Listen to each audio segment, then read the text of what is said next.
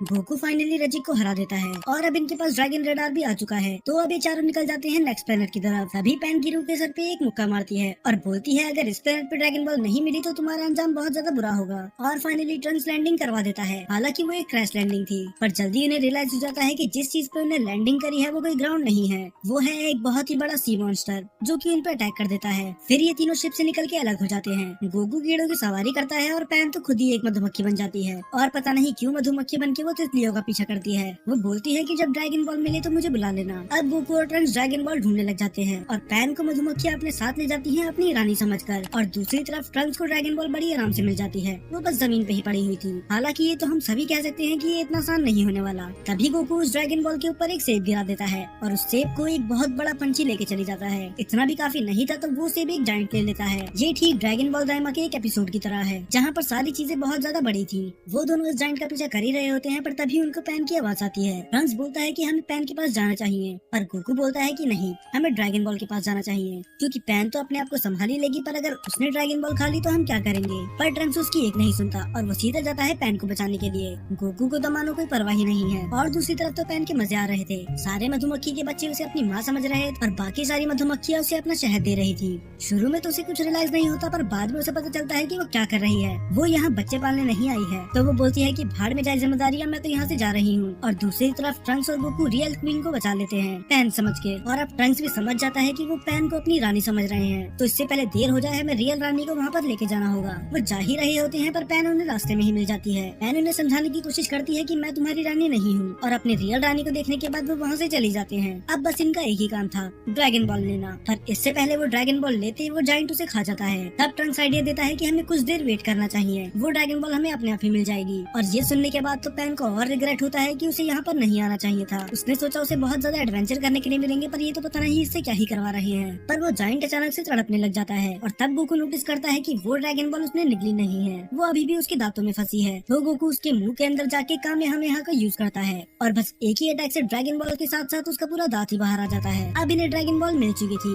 और जायंट को भी कोई प्रॉब्लम थी नहीं, क्योंकि वो बस दिखने में खतरनाक है पर दिल का अच्छा है। अब पैन को समझ में आ जाता है कि गिरू इतना भी यूजलेस नहीं है जितना वो समझ रही थी। तो वो तीनों डिसाइड करते हैं कि ये पोकेमॉन की तरह बस एक ही वर्ड बोलते रहता है, गिरू, तो इसका नाम भी वही रख देते हैं। और ये चारों फिर से निकल जाते हैं एक नए प्लेनेट पर। अब पैन गिरू को बांध देती है क्योंकि वो उनके सारे के सारे शिप के पार्ट्स खा रहा था, और बस इतना ही नहीं, वो तो उसके सीजर तक खा लेता है। ये भी ठीक गोकू की तरह ही भूखा है। अब कुछ दिनों बाद ये पहुंच जाते हैं एक नए प्लेनेट पे, और ये प्लेनेट बाकी प्लेनेटों से बिल्कुल अलग था। ये सुंदर तो था पर बहुत ही ज्यादा शांत, मानो यहाँ पर कोई रहता ही ना हो। पर तभी गिरू बताता है कि नेक्स्ट ड्रैगन बॉल वहाँ पर है, और ये तीनों ही नोटिस करते हैं एक विलेज को जहाँ पर बहुत ज्यादा टेंशन का माहौल था। पर अच्छी बात ये थी इन्हें नंबर 6 की ड्रैगन बॉल मिल चुकी थी, जो कि एक लड़की के बालों में लगी हुई थी। और ये बिना कुछ सवाल जवाब करे सीधा अंदर चले जाते हैं। और उसी विलेज का एक लड़का डोमा उन पे बहुत बुरी तरह से चिल्लाता है कि आखिर तुम्हारी हिम्मत कैसे हुई इधर आने की। ट्रंक्स उसे समझाता है कि हमारा डिसरिस्पेक्ट करने का कोई मोटिव नहीं था, दरअसल हमारा प्लेनेट खतरे में है और हमें 7 ड्रैगन बॉल्स चाहिए। तो इस ड्रैगन बॉल को देख के हमको ज्यादा ही एक्साइटेड हो गए, उसके लिए हमें माफ करना। पर डोमा नहीं सुनता।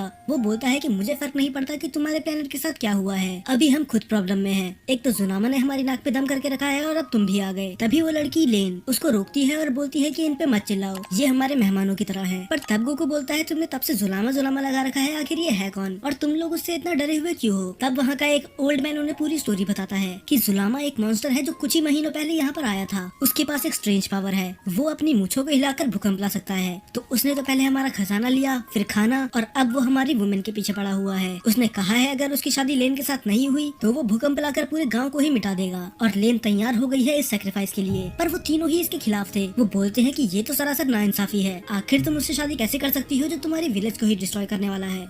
और शैतान का नाम लिया ही था और वो हाजिर हो जाता है। वो आते ही बोलता है क्या तुमने अभी भी तैयारी नहीं करी।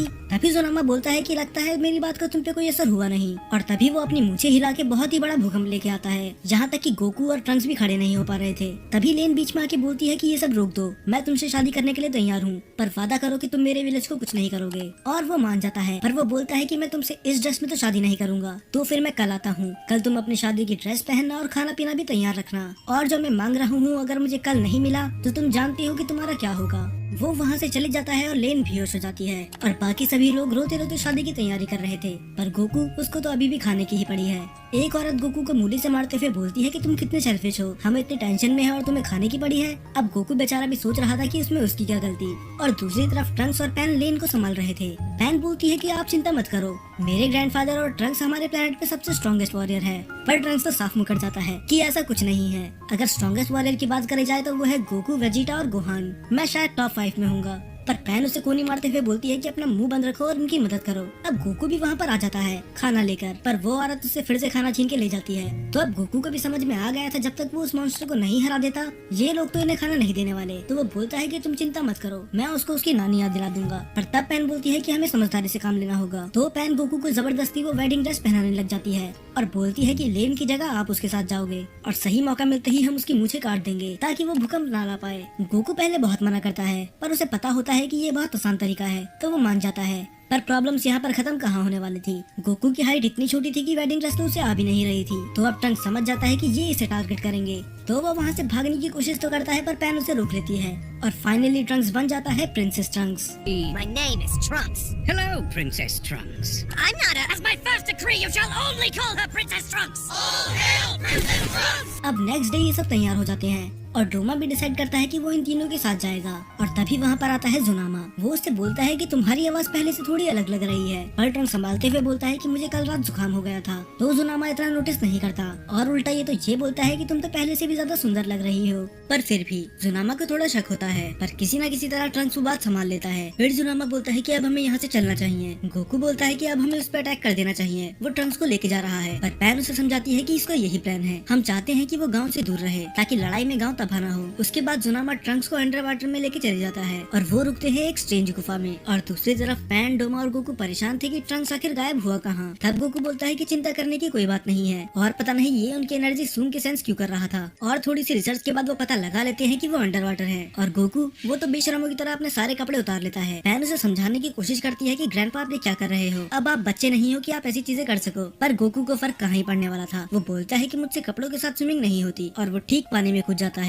डोमा थोड़ा कंफ्यूज था। वो बोलता है कि ये सच में तुम्हारे ग्रैंडपा है, क्योंकि हाइट तो छोड़ो ये तो हरकतों में भी तुमसे छोटे लग रहे हैं। और दूसरी तरफ तो बेचारे ट्रंक्स की हालत खराब हो गई थी। उसे रियलाइज होता है कि ये गुफा ठीक वोल्केनो के ऊपर है और इतनी गर्मी की वजह से उसका मेकअप भी उतरने लगता है। और जुनामा उसे नई नई ड्रेस दिखाता है और ट्रंक्स भी उन ड्रेस को खुशी खुशी देख रहा था, पर उसे रियलाइज नहीं होता कि अब उसकी विग गिर चुकी है। अब ट्रंक्स रेडी था एक घमासान युद्ध के लिए। जुनामा बोलता है कि आज तक जिसने भी मुझे धोखा दिया है वो बच नहीं पाया। तुमने वादा करा था कि तुम मेरी शादी लेन के साथ करवाओगे। पर फिर वो एक स्माइल देता है और बोलता है कि पर मुझे कोई प्रॉब्लम नहीं है, क्योंकि तुम तो लेन से भी ज्यादा सुंदर हो। जुनामा को ट्रंक्स अभी भी एक लड़की ही लग रही है। वो उससे उसका असली नाम पूछता है और वो शादी की तैयारी करने लग जाते हैं। ट्रंक्स उसे वो ड्रिंक देने की कोशिश करता है जिसमें नशे की दवाई मिली होती है, पर वो तो साफ मना कर देता है। वो बोलता है कि मुझे पीने का कोई शौक नहीं। पर ट्रंक्स को पता होता है कि अगर हमने इसे बेहोश नहीं करा तो हम इसकी मूछें नहीं काट पाएंगे। तो इस बार वो ड्रिंक की जगह उसे वो नशे वाले लड्डू खिलाता है और फाइनली थोड़ा सा नशे में झूमने के बाद वो बेहोश हो जाता है। और सबसे पहले तो ट्रंक्स अपने कपड़े चेंज करता है। वो परेशान हो चुका था लड़कियों के कपड़ों में। और डोमा वो उसकी एक मूछ तो काट देता है, पर जैसे ही वो उसकी दूसरी मूछ काटने वाला था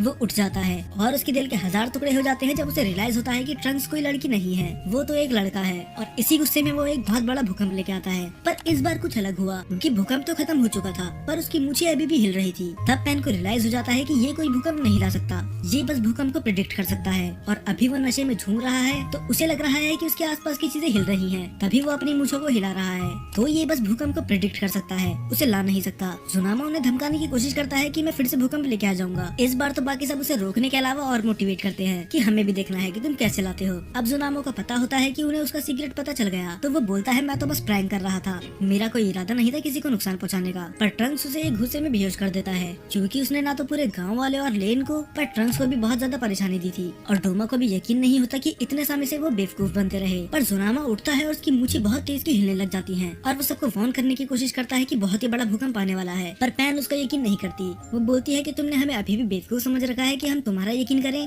पर इस बार वो झूठ नहीं बोल रहा था। वोल्केनो इरप्ट होने वाला था और जैसे ही उन्हें पता चलता है कि ये सच बोल रहा है, वो सभी दुम दबा के भाग जाते हैं और गोकू अपने कामेहामेहा का यूज करता है वोल्केनो को रोकने के लिए और अपने आप और बाकी सबको एक्स्ट्रा पुश देने के लिए। तो वो सब तो आराम से बाहर निकल जाते हैं, पर अब सबसे बड़ी दिक्कत ये थी कि इस वोल्केनो को कैसे रोके, क्योंकि अगर ये इरप्ट हुआ तो इस पूरे जंगल के साथ साथ पूरा गाँव भी तबाह होगा। तो गोकू फिर से डिसाइड करता है उस वोल्केनो को अपने कामेहामेहा से रोकने की, पर वो इतनी पावर यूज कर लेता है कि वो चट्टान का नामो निशान ही मिट जाता है, जैसे वो वहाँ पर कभी थी ही नहीं। रोमा को यकीन नहीं होता कि आखिर इसने ये करा कैसे और आखिर ये उड़ कैसे रहा है, पर वो ज्यादा सवाल जवाब नहीं करता क्योंकि वो खुश था कि उसका गांव बच चुका है। अब लेन उन्हें 6 स्टार ड्रैगन बॉल दे देती है। वो बोलती है कि तुम ये डिजर्व करते हो, तुमने हमारे गांव को बचाया। और जहाँ तक बात रही जुनामा की, अब देखा जाए वो उतना भी बुरा नहीं है, वो धीरे धीरे हमारे लोगों के साथ घुल मिल रहा है। तो तुम सबका शुक्रिया। अब इन्हें फाइनली 2 ड्रैगन बॉल्स तो मिल चुकी थी, अब बस इन्हें चाहिए थी 5 ड्रैगन बॉल्स। खैर ऐसा इन्हें तो लगा, इन्हें लग रहा था ड्रैगन बॉल ढूंढना तो बहुत ज्यादा आसान है, पर असली मुसीबत तो अब आने वाली थी, क्योंकि वो ड्रैगन बॉल हवा में उड़ने लग जाती है और किसी विलेजर के हाथ में आ जाती है। फिर हमें पता चलता है कि ये विलेजर तो विलेजर था ही नहीं, दरअसल ये एक एलियन था जो विलेजर के रूप में आया था